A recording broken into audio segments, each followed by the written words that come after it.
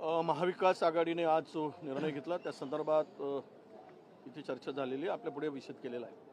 खरं तर आपण पाहतोय की एवढ्या बहुमताचा आकडा पार करणाऱ्या सरकारला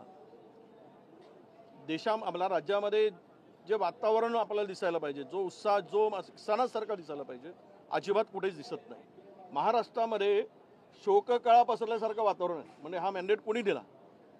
हा खऱ्या अर्थानं जनतेचा असता तर जनतेमध्ये हा उत्साह असता, परंतु दिसत नाही। याचा अर्थ आहे की कुठे ना कुठेतरी दाल में कुछ काला है असं म्हणायला, किंवा डाळच काळे असं म्हणायला तिथे संशयाला पूर्णतः तिकडे स्कोप आहे।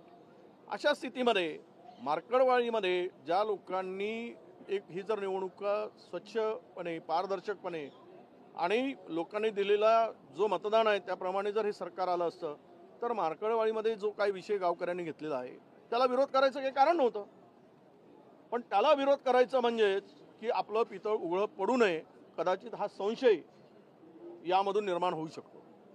आणि हे सगळं आपण बघत असताना तिथे जो काही प्रकार सुरू आहे, धरपकड सुरू आहे, लाठीमार झालेला आहे, लोकांना मापकोलमधून परावृत्त करायचं काम सुरू झालेलं आहे। अरे मापकोल घेण्याचा अधिकार आहे गावकऱ्यांनी ठरवल्यानंतर। 80% मतदान तिथे मिळालं, अख्खा गाव विरोधात आहे, तर विरोधकांनी किंवा तो तिथे आता निवडून आलेल्या आमदारांनी संशय व्यक्त केला आहे। म्हणजे हरलेल्या आमदारांनी नाही, निवडून आलेल्या आमदारांनी तिकडे मागणी केलेली आहे, त्यांनी समर्थन दिलेलं आहे। अशा वेळेस हे घाबरत आहेत, याचाच अर्थ कुठे ना कुठेतरी लोकशाही संपवण्यासाठी, लोकशाहीचा गळा घोटण्याचं काम हे सुरू झालेलं आहे। म्हणून आज आम्ही सर्व आणि निवडणूक आयोगाने सुद्धा यामध्ये खरं तर पारदर्शकता ठेवली नाही, या संदर्भात अनेकांचा संशय आहे।